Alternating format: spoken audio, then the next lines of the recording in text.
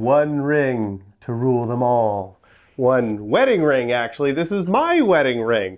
This is a pewter ring that we made 7 years ago, if you can believe that. And when we originally did it, we were just learning about pewter casting. This was one of our very first projects.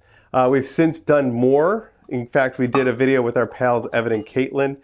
This is one of the failed castings we got from that project, this big old emblem that we made with them. We've got those videos. We can link them down below if you want to go check them out. But today, I want to talk a little bit about the one that I've had on my hand every day for 7 years. People had a lot of questions back when we did the original. I want to address some of those. And then I want to show you how well this is held up after 7 years of daily use. The first thing I want to address is safety. With the original video, people were concerned about having this on my skin all day, every day. Well, this is a lead-free pewter, and when we bought it, we knew that, said it right in the listing. And if you're going to make any jewelry out of pewter, you obviously want lead-free stuff. It's been on my hand, and there has been no discoloration, no reaction at all with my skin. It has been perfectly fine.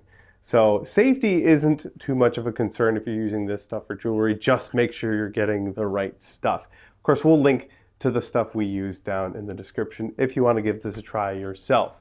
The other thing we heard a lot from in the original video was people suggesting other metals like silver, gold, aluminum, or anything like that. And you could absolutely get into casting stuff like that, but this setup we have right here is not going to work for anything with that high a temperature. This pewter melts somewhere around 400 degrees Fahrenheit, and something like gold or silver is like 1700 or 1900 degrees Fahrenheit, way, way higher.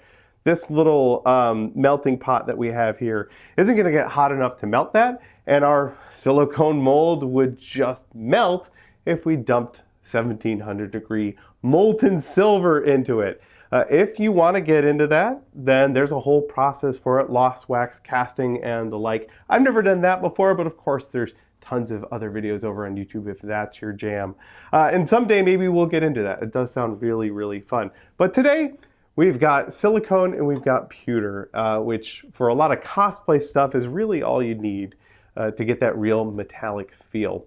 Let's take a peek at the one I have in my hand here, a nice close peek at it, and I'll show you how it has held up compared to the way it came out of the mold originally. Here's the one that I've been wearing every single day, and here are a couple more that I cast at the same time. These were failed castings. This one right here you can see is really kind of crusty. Didn't turn out great. We can remelt that and pour it into a new mold. Here's another one that came out a little bit better, but again, it didn't get the detail really, really well. This was my favorite casting, but you can see it is very rounded, and the details, especially on the edge, have started to wear away quite a bit. And it is no longer round. It is a pretty soft metal, and it gets beat up quite a bit because I wear it while I'm working on stuff. There is a solution for that. I have been keeping this up over the years. Every few months I'll polish it and try and make it round again. And it still fits me really well, and it still looks pretty good. So why don't we do that? Why don't we spruce it up a little bit, get it looking as good as possible, and then we'll try and cast another one so we can get a really nice casting and compare a fresh one to this guy. To make our ring round again, I've got this plastic ring mandrel. The ring can slide down on there, and then I can use a soft hammer. This is a hammer I made over on my lathe with a plastic side on it so that I can kind of bonk it and get it back to round. You can also hit it down onto the mandrel to sort of stretch it back to round a bit. You just gently tap it around, especially if you can notice any spots that are obviously misshapen. You can sort of beat them back into shape. And then because this is tapered, you can flip it over, put it back on, and do the same thing. And then just gently put it back to round. This is the sort of thing you don't want to overdo. This hammer could very easily crush this ring. You didn't have to start over completely from scratch. I've done this a couple of times just to get it back to round again. And like I said, I wear it every day, and it treats me pretty well. Let's take a look at it. That is a little better. I think I'll go over it a couple more times like that and see if I can get it even more round.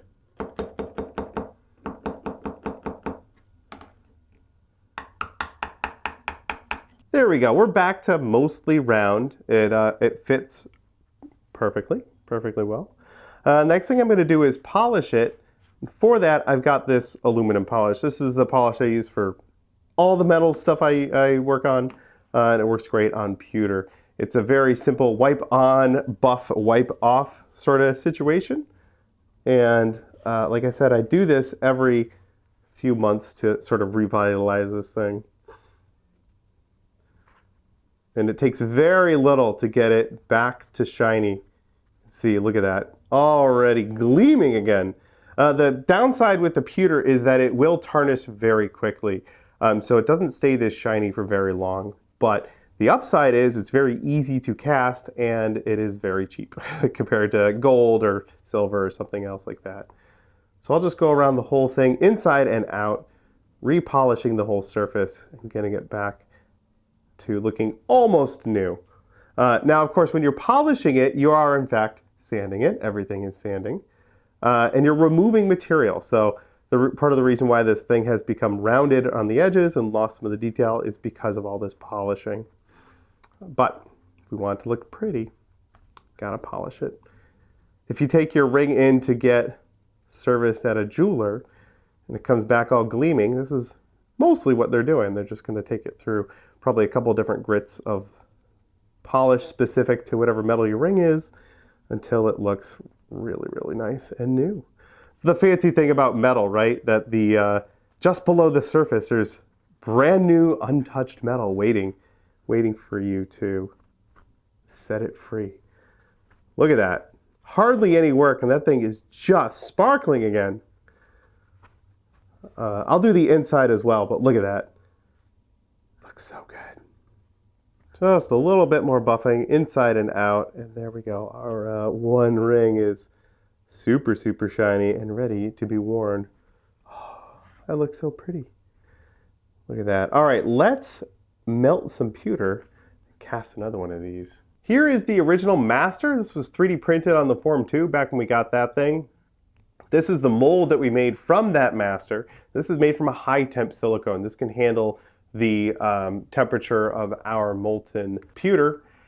All silicones can handle at least one casting. We've tried non-high temp silicones and that you can cast pewter out of them, but it does degrade the mold big time. This stuff handles it a little bit more. So if you're gonna do multiple castings out of pewter, you gotta wanna get the high temp stuff. Over here, we've got our bucket of molten pewter. It's got a bunch of crusty stuff on the top. These are impurities and stuff that get baked out of the thing. We want to remove as much of that as we can. And then we'll throw some fresh pewter in here too. In fact, let's grab one of these rings that we have and T2 that thing. Ah! Wow, that was quick. Let's throw another one in there. That was pretty fun. That was just like the one ring melting. Golem perished. All right, let's get rid of the rest of this cruddy stuff. We don't quite have enough stuff in there, so I cut up our emblem thing and we'll add that to the mix. Oh wow, that doesn't take any time at all. That's amazing. Oh, it's so cool. It's so metal. That's cool. Our pewter is melting. I'm also heating up the mold. That's going to help a whole lot. It's going to help the metal flow better. It's going to help it cool a little slower. We should get a better casting that way. All right, we are good to go. We've warmed everything up, including our ladle. We can take a little scoop and then dump it right in the mold. Blurp. Very anticlimactic. Jiggle, jiggle, jiggle, jiggle, jiggle, jiggle. So we just have to let this cool. Wow, that is staying molten for a while. I guess it's a good thing we warmed up that mold. But yeah, we'll let that cool for 10-15 minutes and then we can pop it out. Time has passed and our metal is cool. Hopefully it pops right out of the mold. Ha! Look at that! That is a pretty decent casting. Now I can tell there were bubbles in the original mold. I can see those. And I think on this ring, I went in with a Dremel tool and cleaned those out. So I'll probably do the same thing. But we can tell right away that the details are so much deeper in this new casting. I do have this big old hunk of sprue that needs to come off.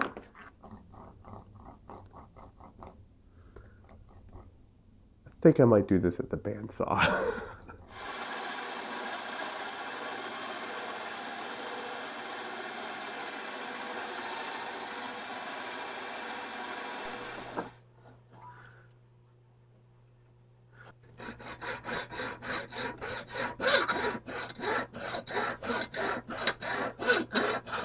Oh, that's so much easier.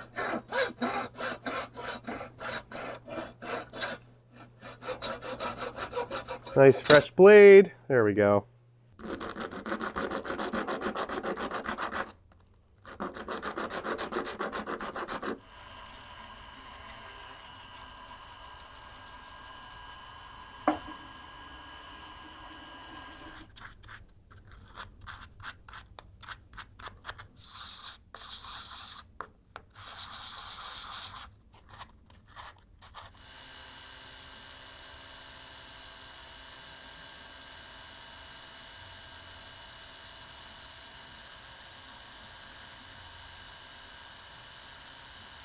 Got this all cleaned up and sanded, got the sprue cut off and cleaned up. It fits just fine, and you can really tell just how much meat is gone on the one I've been wearing for the past 7 years.